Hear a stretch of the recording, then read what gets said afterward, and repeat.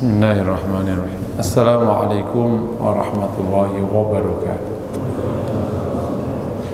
Alhamdulillahi rabbil alamin, al-malikil haqqil mubin. Asyhadu an la ilaha illallah wahdahu la syarika lahu wa asyhadu anna Muhammadan abduhu wa rasuluh. Allahumma fassalli wa sallim wa barik wa an'im ala nabiyyina wa habibina Muhammad wa ala alihi wa sahbihi wa man tabi'ahum bi ihsanin ila yaumiddin, amma ba'd. Jamaah yang dirahmati Allah, kita bersyukur kepada Allah pagi hari ini kembali kita bisa bergabung hadir di majelis ilmu. Semoga diterima Allah Subhanahu wa taala. Hadis Nabi yang selalu harus kita ingat, may yuridillahu bi khairan yufaqihu fid din. Barang siapa yang Allah kehendaki baik, Allah akan pahamkan agamanya. Kita lanjut dengan materi Syama'il Rasulullah dari hadis Imam Baghawi. Kita sampai ke hadis ke-235. Wajadna fi kitab al-Imam Baghawi annahu qala haddatsana Tahir bin Ali qala anba'ana Muhammad bin Ibrahim qala anba'ana Abdullah bin Muhammad bin Ja'far qala anba'ana Ibnu Sa'id Yahya ibn Muhammad qala akhbarana Yusuf ibn Sa'id ibn Muslim qala akhbarana Khalid ibn Yazid. Kalau ana itu maknanya amba ana ya, kalau na itu namanya akhbarana. Itu beda-beda ini, beda-beda kualitas periwayatan. Khalid ibn Yazid al-Qusari qala akhbarana Ismail ibn Abi Khalid an Bayyan an Anas ibn Malik radhiyallahu ta'ala anhu annahu dzakara Nabiy sallallahu ta'ala alaihi wasallam. Dari Imam Baghawi kita dapatkan di kitab Imam Baghawi, ia menceritakan hadis dengan sanadnya sampai ke Anas ibn Malik radhiyallahu ta'ala anhu, bahwa ia menyebut tentang Nabi. Maka ia berkata, faqal kana akraman nas. Nabi adalah orang yang paling dermawan.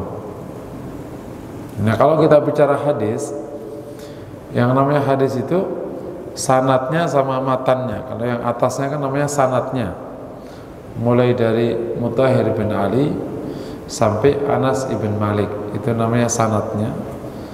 Nah, kalau matannya kana akraman nas. Matan ini bukan perkataan Nabi, tapi sifat Nabi yang mengatakan Anas bin Malik. Jadi maksudnya ini hadis Nabi. Hadis Nabi enggak selalu merupakan perkataan Nabi. Karena yang ngomong ini, yang ngomong kana akraman nas itu Anas bin Malik. Tapi yang diomongin Nabi, akhirnya tetap menjadi hadis Nabi. Makanya kalau kembali ke definisi hadis, hadis itu apa sih? Hadis memang secara bahasa hadis itu kan pembicaraan. Tapi secara istilah yang digunakan dalam ilmu hadis itu apa saja yang disandarkan ke Nabi, baik perkataan, perbuatan, ketetapan atau sifat, baik sifat akhlak atau sifat fisik. Jadi asal itu terakhirnya ke Nabi, apapun namanya hadis. Nah, antara perkataan, perbuatan, ketetapan, sifat, nanti di dalam menyimpulkan hukum itu bisa beda-beda. Karena apa yang dikatakan Nabi lebih kuat daripada apa yang ditangkap sahabat dari Nabi. Itu makanya kenapa dalam penetapan hukum nggak main-main, nggak sembarangan. Semangat belajar hadis itu wajib, tapi menyimpulkan hadis sembarangan itu ngawur. Paham ya? Kembali ke hadis itu wajib atau ke sunnah, tapi memahaminya itu perlu ilmu. Tidak serta-merta kalau kemudian kita ketemu hadis berarti serta-merta pemahaman kita tentang hadis menjadi kesimpulan, itu jadi perkara. Karena apa yang diperbuat Nabi, kesimpulannya nanti tidak selalu sama dengan itu beda penyimpulannya dengan apa yang dikatakan Nabi. Yani apa yang diperbuat Nabi, penyimpulannya tidak selalu sama dengan apa yang dikatakan penyimpulannya. Jadi nanti penetapan hukumnya jadi apa gitu. Dan apa-apa yang dikerjakan sahabat itu bisa menjadi dalil ketika dilakukan di zaman Nabi. Apalagi dapat Nabi melihatnya, beda lagi itu urusannya. Jadi ini memahami Islam dan memahami Quran Sunnah itu memang punya ada aturannya, ada bakunya. Kalau semangat saja nggak menyelesaikan perkara. Orang nikah aja modal semangat nggak dapat istri kan? Ada orang pengen nikah modal semangat dapat istri nggak? Itu yang anak-anak muda. Nanti berdiri depan masjid sini ada perempuan, Bu mau nikah sama aku nggak Bu? Dapat istri nggak kira-kira? Sama nih, kita ingin menetapi Rasulullah, mengikuti. Nah, itu wajib. Kita tidak boleh keluar dari Rasulullah. Tapi seperti apa? Seperti apa yang namanya mencontoh Nabi, ada ilmunya. Itu namanya ilmunya di ilmu hadis. Tapi bukannya ilmu hadis, nanti ada namanya ilmu usul fikih, cara menyimpulkannya. Karena cara menyimpulkannya ini beda sekali. Misalnya kan, karena Rasulullah sallallahu alaihi wasallam yaftatihus salata bitakbir. Nabi mulai salat dengan takbir. Berarti kan itu perbuatan Nabi ya. Ini wajib apa tidak wajib? Itu nanti akhirnya panjang ceritanya di dalam ilmu usul fikih. Nah, kita ini orang belakangan yang sudah 15 abad dari generasi salafus saleh udah nerima matang. Jadi enak sekali. Dulu para sahabat, gimana? Para sahabat itu orang yang secara bahasa itu satu paket bahasa dengan Quran dan Sunnah secara bahasa. Dia memahami betul bahasa Quran, bahasa Nabi, memahami betul karena dia hidup bersama bahasa itu. Dan Allah memang menggunakan bahasanya. Yang kedua, dia hidup bersama Nabi.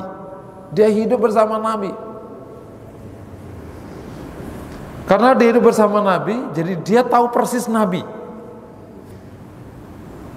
Jadi ketika ada hadis sallu kama ra'aitumuni usolli, salatlah sebagaimana kau saksikan saya salat. Sahabat itu tahu persis di area mana saya wajib mengikuti Nabi, di area mana. Kan salatlah sebagaimana kau lihat aku salat. Kedapatan Nabi suatu saat salat bawa cucunya. Sahabat-sahabat nggak bawa cucunya, nggak bawa cucunya, karena tahu ini tidak perlu. Bukan berarti kemudian 100% plek.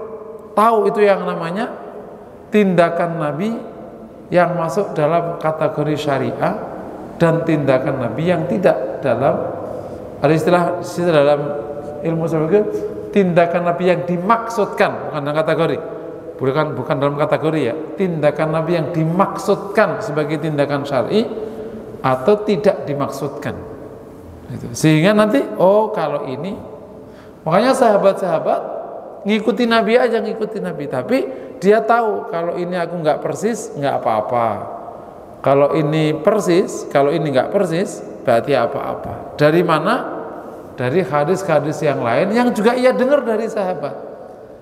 Kan kota Madinah itu kan nggak besar, kota Madinah itu kan. Dan sahabat itu setiap 5 waktu ketemu Nabi, setiap 5 waktu ketemu Nabi. Bukan hanya ketemu Sabtu Minggu kayak kita begini. Setiap saat ketemu Nabi, 5 waktu itu. Bahkan orang yang ada di ujung Madinah sholat jamaah ke masjid Nabi. Ya pertama ya ngapain kan? Nggak ke masjid, memang ada Nabi kan. Orang senang sekali kan ketemu Rasulullah SAW. Hari-hari ketemu Nabi, kira-kira memahami Nabi, kira-kira tentang Nabi ngeh. Jadi Nabi gini, Nabi gini, Nabi gini, Nabi gini.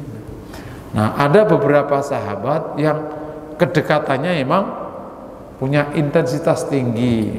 Nah, itu yang akhirnya menjadi referensi yang nanti disebut dengan ulama us-sahabat. Ini sahabat udah mulia, ini ulamanya sahabat. Khilafah Arba'ah itu 10 asyrabil jannah ditambah anak-anak muda yang alim, Ibnu Abbas, Ibnu Mas'ud, Ibnu Umar, Ibnu Amr, Abdullah bin As. Itu semua menjadi referensi, termasuk kalau wanita ada Aisyah radhiyallahu anha.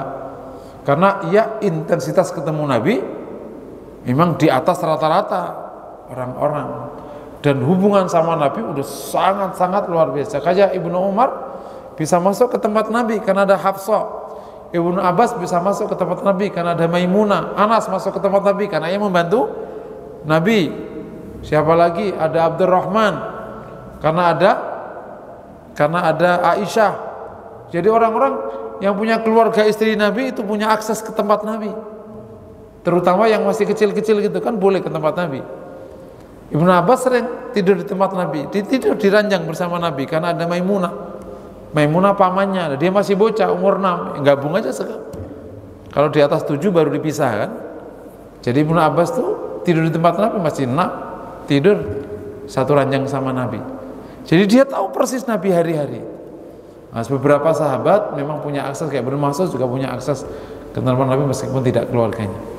Nah, jadi mereka paham. Nah, pemahaman sahabat itu kemudian ketangkap oleh para tabi'in yang kemudian menyusun ilmu tentang fikih itu.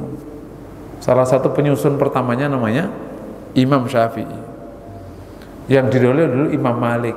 Nah, itulah kemudian menjadi pandangan-pandangan hukum itu, pandangan-pandangan hukum. Oh, jadi rukun sholat itu 13 atau 17, yang lain jadinya sunnah gitu. Meskipun sama-sama dikerjakan Nabi, yang ini rukun, yang ini sunnah. Kau pikir gampang aja melah-melah kayak gitu? Oh, luar biasa. Terus yang ini larangan yang membatalkan, yang ini tidak membatalkan. Misalkan kekeliruan tapi nggak membatalkan, nggak sampai membatalkan. Nanti kebelah-belah. Nah, ilmu untuk menyimpulkan itu namanya ilmu usul fikih. Ilmu usul fikih ini dulu dipunyai para sahabat, kemudian ketangkep oleh para tabi'in. Nah, dirumuskan. Yang menuliskan ilmu itu namanya Imam Syafi'i di kitab Ar-Risalah. Proses kalau ada hadis kayak gini, kesimpulannya jadi apa? Gitu. Kan hadis ini banyak. Ya, kembali ke materi kita. Karena akraman nas, Nabi itu orang yang paling dermawan. Ini adalah kesaksian Anas tentang Rasul. Dia orang yang paling dermawan. Nah, nanti akan ada penjelasan di riwayat-riwayat yang lain. Nah, salah satu penjelasan dari riwayat tentang kana akraman nas itu ada riwayat dari Anas bin Malik juga yang menyebutkan la yas'alhu ahadun illa a'ta. Tidaklah Nabi itu diminta oleh seseorang kecuali Nabi memberinya. Jadi Nabi tidak pernah menolak permintaan orang, tidak pernah. Nah, ada beberapa case di mana Nabi pernah menolak atau menghentikan. Itu yang pertama, jika yang minta sudah lebih dari 3 kali. Kalau terus minta, itu boleh dihentikan. Minta dikasih, minta dikasih, minta dikasih. Lagi kok orang minta mulu nih. Nah, akhirnya suatu saat Nabi berkata kepadanya, wa may yasta'fif yu'ifuhullah. Yang menjaga kehormatannya, yang ingin menjaga kehormatannya untuk tidak minta, Allah akan buat dia tidak minta. Ya, nanti akhirnya ada aja rezeki yang selain minta gitu. Artinya Nabi mendorong dia tidak minta terus. Yang kedua, seorang yang secara zahir tidak pantas minta karena masih berkesempatan untuk kerja. Seperti kejadian ketika Nabi didatangi seorang laki-laki besar yang minta, kemudian Nabi bertanya, engkau punya apa? Aku hanya punya baju. Kemudian datangkan bajumu ke sini. Akhirnya baju dijual oleh Nabi kepada sahabat, dibeli sahabat, separuhnya kau cari, kau buat untuk kampak, yang satu kau kasihkan makan keluargamu hari ini. Kau nyari kayu bakar. Jadi karena orangnya dididik, diarahkan oleh Nabi untuk mencari kail, bukan dapat ikan. Akhirnya punya kampak. Ketika punya kampak, dia punya sumber penghasilan. Setiap harinya dia pergi ke padang pasir nyari kayu bakar. Ya jangan bayangkan kayu bakar itu kayak apa di padang pasir ya begitu-begitu aja. Tapi karena mungkin saking langkanya, pasti harganya bagus tuh kan kayu bakar. Jadi saya bayangkan, kenapa salah satu sumber penghasilan yang selalu dijadiin contoh, yahtatiba ahadukum, engkau nyari kayu bakar, itu lebih baik daripada kau minta dikasih atau tidak. Karena mencari kayu bakar itu adalah kerjaan paling akhir yang berat, tapi sebenarnya menghasilkan. Kenapa berat coba? Nyari kayu di tengah padang pasir, kayunya di mana coba? Kalau nyari kayu bakar ke Sukabumi banyak, sedikit. Nyari kayu bakar di sini, di mana? Di Bintaro, gampang nggak? Gampang. Lawang itu kayunya semua ditandain sama emerald kan, nggak boleh antum ambil, dipidanakan. Nah, jadi kayu bakar itu susah. Yang kedua bisa jadi perlu kekuatan kan, namanya zaman itu kayak apa coba, bawa dari padang pasir dipanggul di apa. Tapi itu mungkin bisa dipakai untuk makan sehari, ngambil setengah hari dijual makan, bisa jadi kan cukup untuk makan dan lain sebagainya. Nah, pelajaran dari hadis ini pernyataan yang tegas ya, sifat karom Nabi. Semoga kita bisa mencontohnya tentang kedermawanan. Bahkan kedermawanan Nabi ini sampai disebut oleh seorang Badui tentang ia memberi seperti orang yang tidak takut kemiskinan. Atai min rajulin atau uhulas alul faqah. Saya datang dari seseorang, jitu min rajulin. Saya datang dari seseorang, khina ma'ata kamalla yakhaful faqah. Ketika dia memberi, dia seperti orang yang tidak takut kemiskinan. Memberi aja terus, memberi. Bahkan tingkat kedermawanan Nabi tidak berkenan ada barang di tempat Nabi kecuali ingin dilepas kepada sahabatnya. Ya, cerita yang sangat terkenal itu ketika habis sholat asar, Nabi SAW membelah shaf, kemudian datang ke rumah dan membawa bejana isi makanan dan dibagikan ke sahabat-sahabat. Dan ketika ditanya, Rasulullah, kenapa kau tidak nunggu setelah zikir? Kata Nabi, saya tidak ingin ada perkara berdiam di tempatku kecuali itu aku segera ingin bagikan. Jadi nggak mau berdiam, ingin segera dikasihkan. Jadi saking dermawannya luar biasa. Pada waktu dari perang Hunain, semua pampasan perang Hunain itu kan besarnya tak terkira. Orang Quraisy itu kan orang paling top Jazirah Arab kan, semua dikasihkan ke badui-badui yang ikut pada waktu itu. Sehingga sahabat Madinah, para Ansar terutama, bertanya, ya Rasulullah, kenapa tidak ada yang kau sisakan untuk kami dibawa pulang ke Madinah? Kata Nabi, mereka pulang hanya membawa harta, kau pulang membawa Rasulullah. Kau pilih mana? Kau bawa Rasulullah atau kau bawa harta? Masa Rasul dibanding-bandingkan? Rasul sendiri yang bandingin dengan harta. Ya semua, aku memilihmu ya Rasulullah. Otomatis lah, daripada duit Rasulnya ikut, gimana? Iki kamu, saya pulang ke Madinah, kamu nggak dapat harta, dia dapat harta tapi nggak dapat Rasul. Atau aku mau ke sana kira-kira gitu. Yang ini hartanya untuk Rasul ikut sama mereka. Yang milih Rasul lah. Hidup bersama Rasul mulia sekali, senang sekali. Kalau sedih, Rasul membuatmu bahagia. Kalau punya masalah, Rasul ngasih solusi. Kalau punya dosa, Rasul memintakan ampun kepadamu. Siapa yang nggak senang? Kan banyak datang, ya Rasulullah mintakan ampun kepadaku. Ya Aisyah, ya Rasul doakan aku. Banyak sahabat datang, ya Rasul doakan aku. Didoakan. Allahumma ighfir li Aisyah. Ya Allah, ampuni Aisyah. Senang sekali. Akulah orang yang dapat doa dari Rasulullah, dapat. Yang doain Rasul mustajab enggak kira-kira? Mustajab. Tapi Rasul akhirnya komentari itu, ya Aisyah, tahukah doa itu yang aku panjatkan untukmu, itu juga aku panjatkan untuk umatku. Sama aja lah. Jadi Rasul juga mendoakan umatnya dapat ampunan dari Allah SWT. Oke ya. Jadi kedermawanannya. Nah, analisisnya kedermawanan itu muncul dari beberapa hal. Yang pertama memang kuwatul iman, kekuatan iman. Karena pada dasarnya orang tidak akan melepas harta. Karena orang itu memang ada namanya jibillah, memang ada sifat dasar suka harta. Allah yang menyebut, bal tuhibbunal ajilah wa tadharunal akhirah. Kalian memang mencintai dunia. Gitu. Bal tuhibbu, Allah yang menciptakan kau mencintai. Allah yang menyebutkan zuyyina lin-nasi hubbus syahwat nan nisa'i wal banin wal qanatiril muqantar. Dihiasan padamu suka keinginan-keinginan akan wanita, akan anak-anak, harta dan seterusnya. Jadi pada dasarnya orang itu memang suka harta. Dan orang itu suka dunia termasuk harta.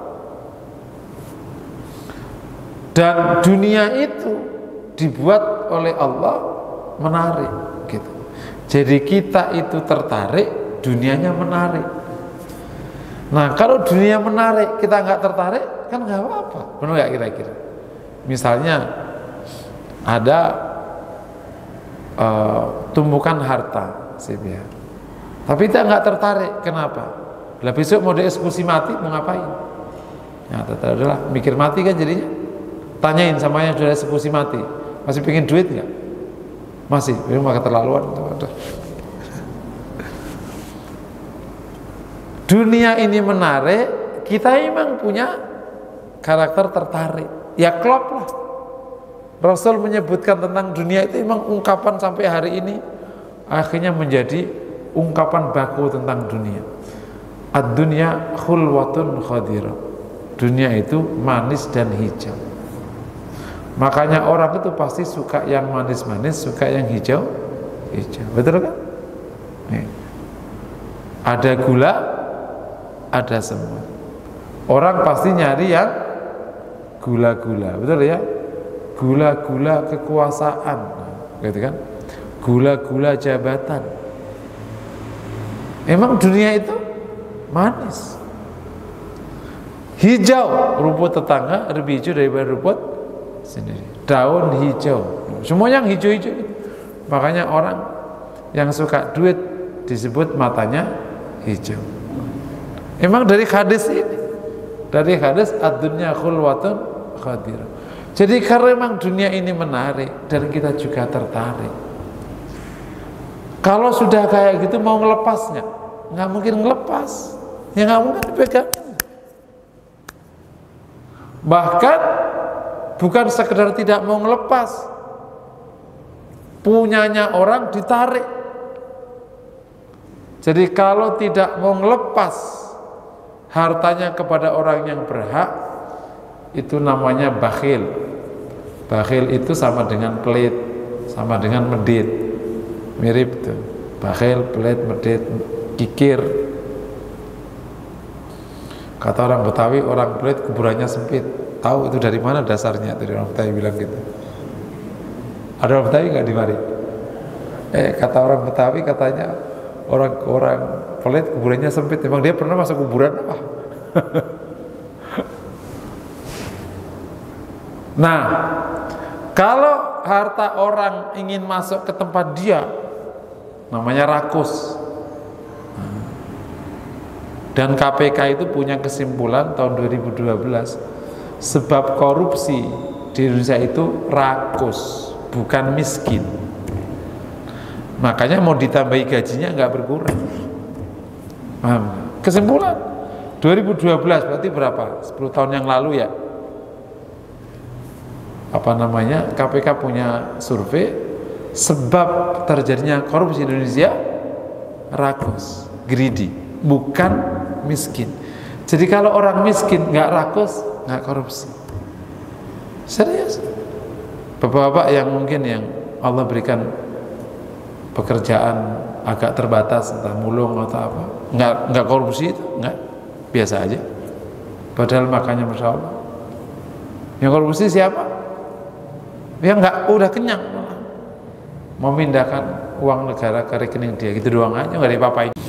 Nah,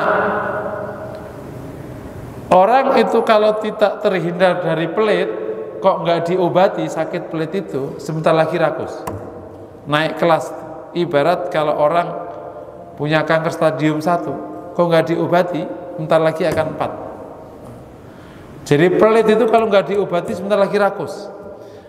Karena kan pelit itu datang karena mencintai dunianya. Jadi yang punyanya udah kadung kan, tapi saking cintanya lama-lama punya orang diambil, betul nggak? Saking cintanya, awalnya hanya punyanya dia aja. Awalnya punyanya dia aja.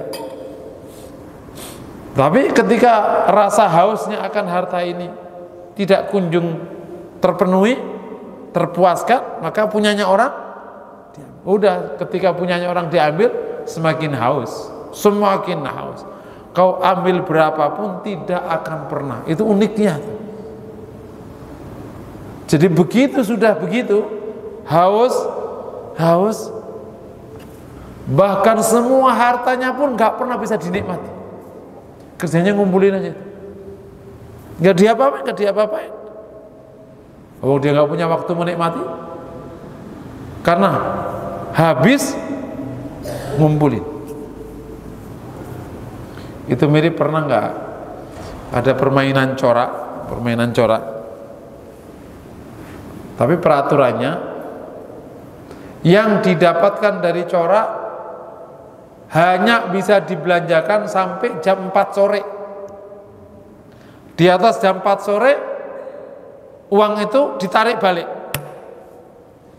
Nah, ada orang dapat, makan dia, dinikmati.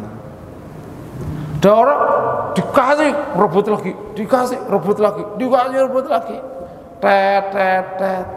Jam 4 sore, silahkan dikembalikan semua. Orang rakus kayak gitu. Sampai nggak bisa menikmati apa. Tiba-tiba dia mati, hartanya bahkan nggak bisa dinikmati. Belum lagi semuanya itu akhirnya dimintai tanggung jawabnya oleh penciptanya, Allah SWT. Nah, untuk menghilangkan rasa haus berlebihan itu hanya menggunakan bahasa iman. Nggak bisa dihentikan pakai yang lain. Mau pakai apapun nggak bisa, hanya bisa menggunakan bahasa iman. Nah, begitu iman kepada Allah, terus iman kepada hari akhir, udah berhenti itu rakusnya. Karena dia akan takut berhadapan dengan Allah di hari akhir. Ya sudah, walaupun dia pelit, ya tidak akan sampai tidak mengerjakan kewajiban, tetap kebayar zakat dan seterusnya. Yang pertama. Yang kedua, iman dasarnya ada kecukupan income. Secara manusiawi, ketika orang itu susah mendapat, dia susah keluar, itu manusiawi. Jadi makanya ketika orang itu memang meskipun beriman sekali, tapi dia susah sekali cara mendapatkannya, emang nggak gampang pula keluarkannya, karena berat, apalagi masih terbatas. Itulah yang kemudian kita harus menangkap betul isyarat dari Rabbuna Rabbus samawati wal ard, ya, pencipta kita. Ketika sejak awal orang mukmin itu doktrinnya kan memberi, ya. Sejak awal orang mukmin itu doktrinnya memberi.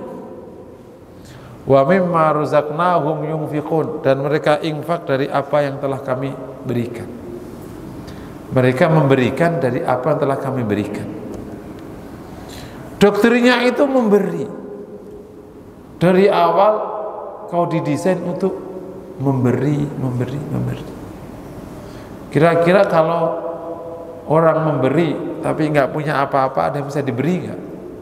Nggak ada. Ada ungkapan dari masyarakat Arab, faqidu syai'i la yu'ti. Orang yang tidak punya tidak akan pernah bisa kasih. tong ember kosong tidak akan pernah ngasih air, betul kan? Nah, ketika orang itu memang tidak cukup dapat income baik, ya akhirnya bisa cenderung pelit. Itulah nanti kejadian kenapa ada orang soleh pelit. Mungkin bisa jadi sulitnya tak terkira, manusiawi. Nah, kalau ada orang tidak soleh pelit, ya maklum namanya nggak soleh, ya. Nah, kurang iman berarti. Ini ada orang baik sekali ibadahnya, tapi kok pelit, bisa jadi dia punya masalah, income-nya susah dalam mendapatkannya. Makanya perlu mesti orang soleh itu tidak haram jadi orang kaya. Ulangi lagi ya, orang soleh itu nggak haram jadi orang kaya. Bahkan baik orang soleh itu kaya, supaya dia bisa memberi. Seperti kata Abu Bakar, nikma al-malus soleh lil abdi saleh.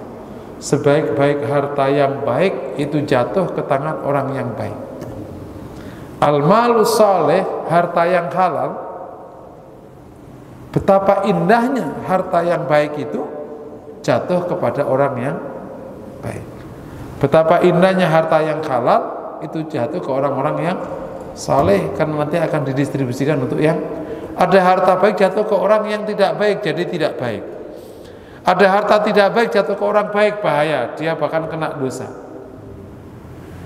Yang bagus, harta yang baik ini jatuh ke orang yang baik. Nikmal malus saleh lil abdis saleh. Nah, riwayat ada yang menyatakan itu mauquf pada Abu Bakar, tapi sebagian mengatakan itu ke Nabi Allah. Pokoknya itu ungkapan benar, riwayat benar. Nikmal malus salih lil abdis salih. Yang ketiga ada pembiasaan. Memang dari kecil kalau nggak ada pembiasaan memberi, sampai kalau tua nanti bisa pelit. Yang merasa nggak empati aja. Nah, salah satu pembiasaan yang nanti akan mengakar menjadi akhlak dermawan karom itu adalah ketika dia sering dipertemukan dengan orang-orang yang mungkin secara ekonomi di bawahnya, karena nanti akan menimbulkan yang disebut dengan rahmah atau empati, yang hari ini anak-anak milenial ditengarai kehilangan empati, apalagi generasi Z. Hati-hati loh. Saya kemarin wawancara dengan seorang psikolog. Memang pas saya mau bikin program pengembangan SDM, saya telepon sama psikolog. Nah, dia bilang, kan saya bikin program kayak gini-gini, masukannya gitu. Kata ini, Ustadz, justru sekarang sebelum kita bicara kecerdasan, bicara tentang soft skill apapun, sekarang yang harus ditanamkan itu Ustadz, itu empati. Generasi sekarang itu kehilangan empati. Karena dia, kenapa kok kehilangan empati?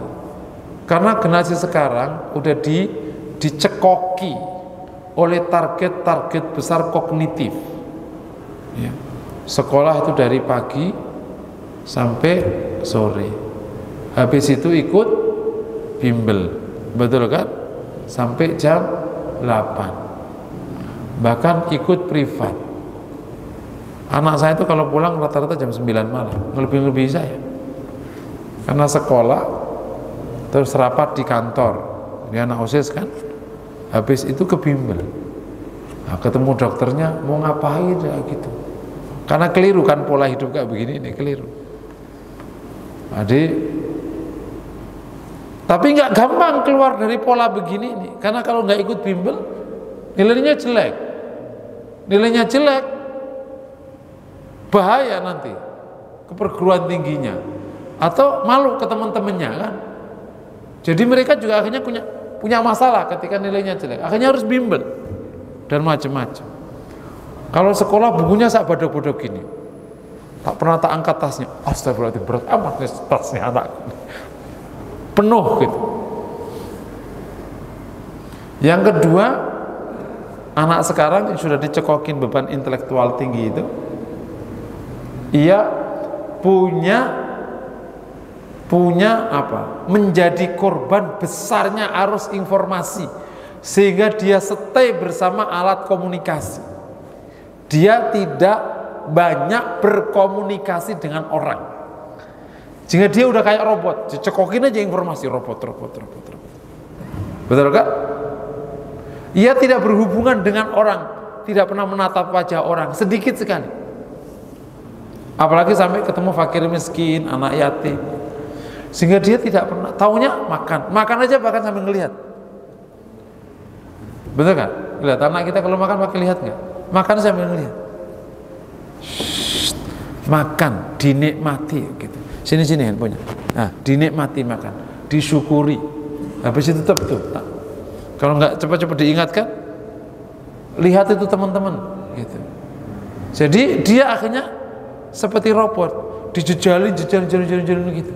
Tidak ada berkesempatan untuk tumbuh menjadi makhluk sosial, ketemu orang, ngerasain perasaan orang, sedikit sekali waktu untuk mendapatkan itu dan lain sebagainya.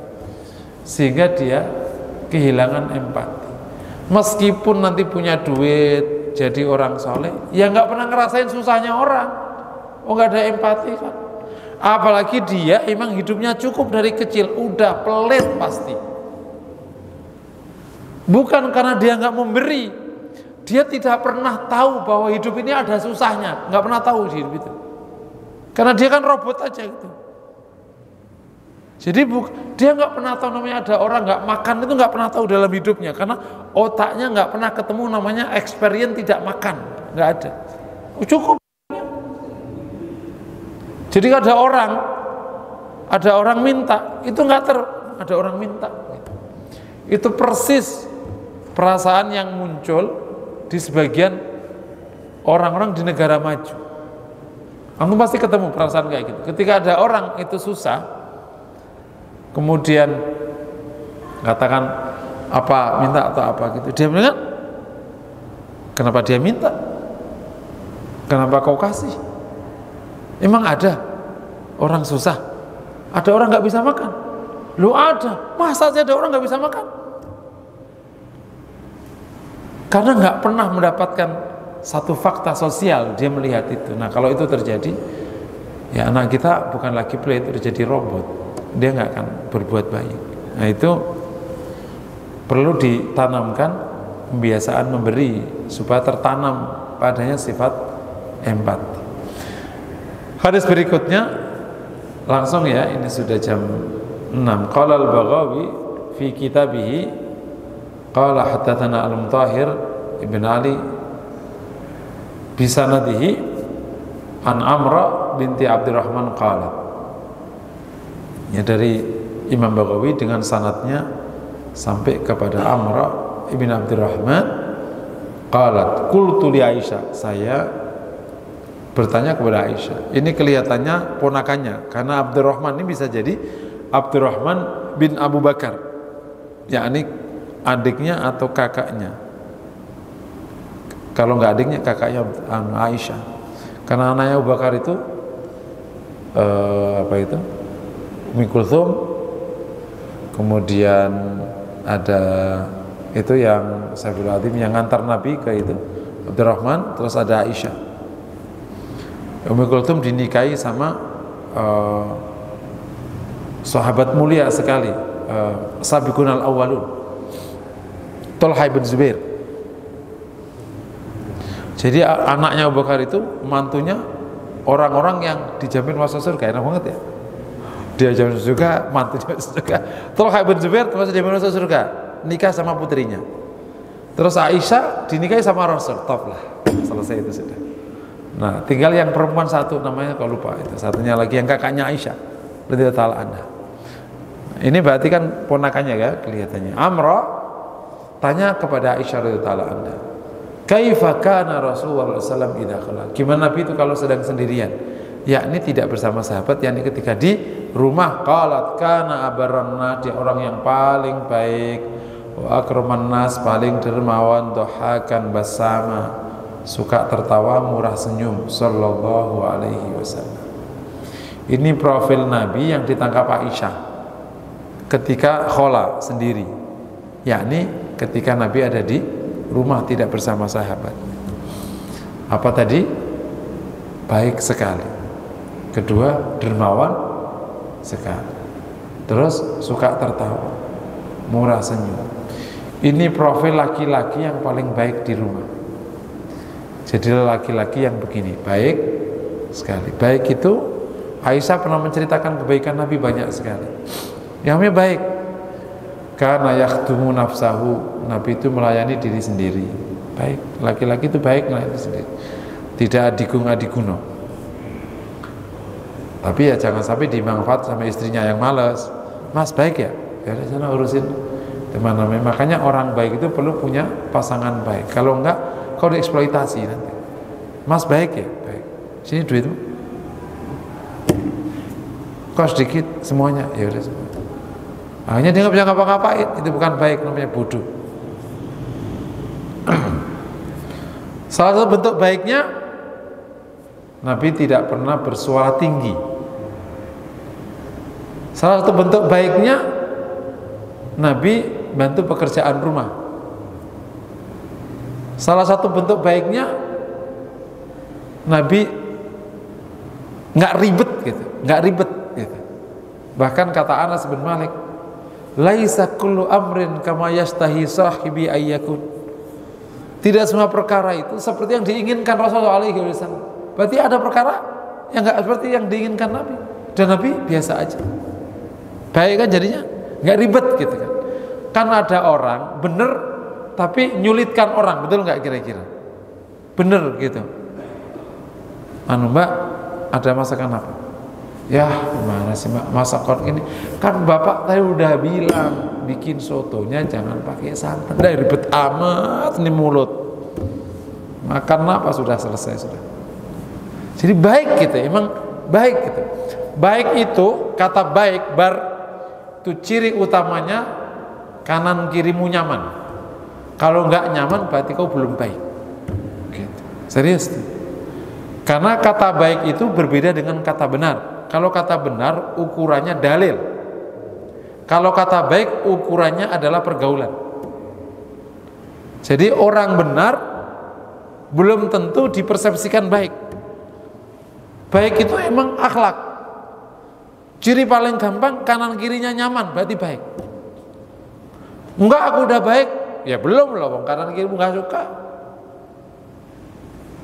Yang kedua, akraman nas, tadi sudah ya. Paling dermawan, memberi. Duitnya kayak tisu, dicabut keluar lagi, keren ya. Dhahakan. Sifat pelit itu buruk. Tapi paling buruk kalau ada suami pelit. Betul ya? Karena istrinya pada kabur.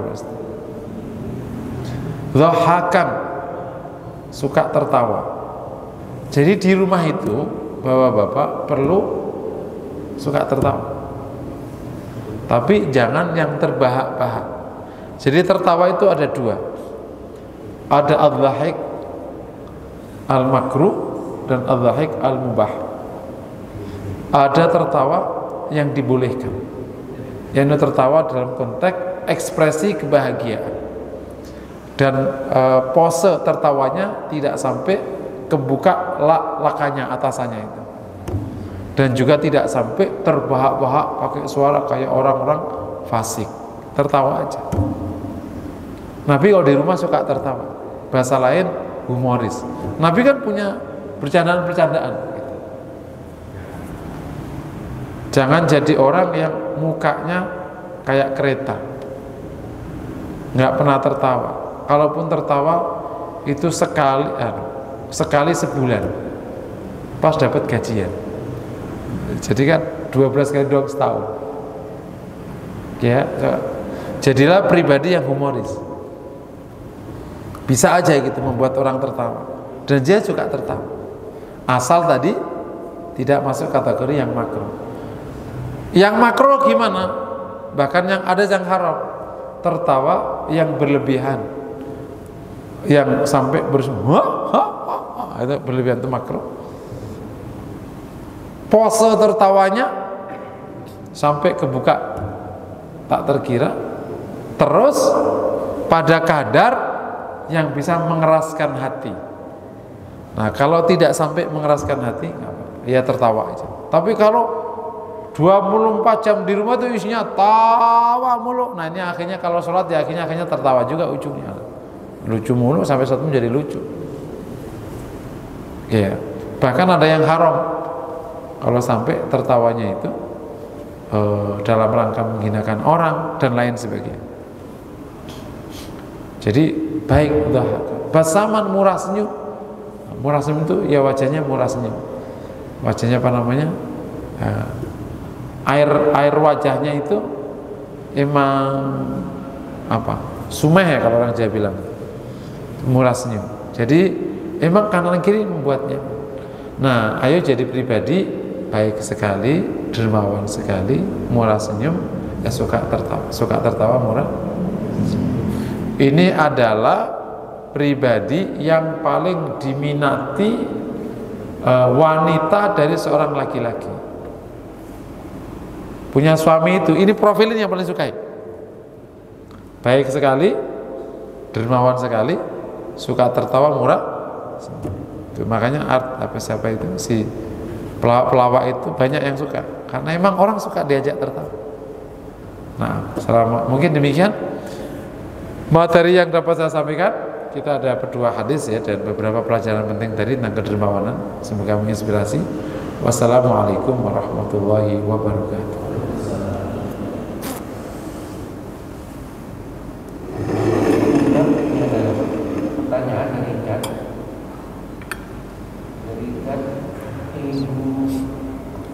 Menanyakan apakah ada batas minimum sedekah atau yang bukan wajib tentunya bukan zakat, apakah ada batas minimum sedekah agar tidak termasuk golongan orang yang pelit? Jadi pelit itu tidak mengeluarkan yang wajib ia keluarkan dan atau mengeluarkan di bawah standar yang seharusnya. Itu yang pelit. Nah, di atas standar itu sunnah sampai nanti kalau berlebihan namanya jauh di atas standar namanya israf. Kalau di bawah standar namanya pelit. Ya. Kalau orang sudah mengeluarkan sedekah yang wajib zakat, maka dia sudah keluar dari area pelit, sudah keluar meskipun itu level paling dasar. Nah, supaya keluar banget dari area pelit di samping zakat berarti harus ada sedekah sunnahnya. Batas minimalnya berapa? Enggak ada. Batas minimal sedekah berapapun. Karena Anda sudah di atas batas wajib. Kan batas wajib namanya zakat sedekah wajib. Jadi kalau sedekah batas minimalnya berapapun itu sudah mengeluarkan kita dari area pelit. Sampai maksimalnya sedekah atau infak itu sepertiga dari harta. Kecuali orang-orang tertentu boleh di atas sepertiga. Sebagaimana Allah izinkan kepada Abu Bakar dan Umar, dia di atas sepertiga. Ini orang-orang tertentu. Nah, wallahu a'lam bishawab. Ada lagi? Kalau tidak cukup, mari kita akhiri. Subhanakallahumma wa bihamdika asyhadu an la ilaha illa anta astaghfiruka wa atubu ilaik. Assalamualaikum warahmatullahi wabarakatuh.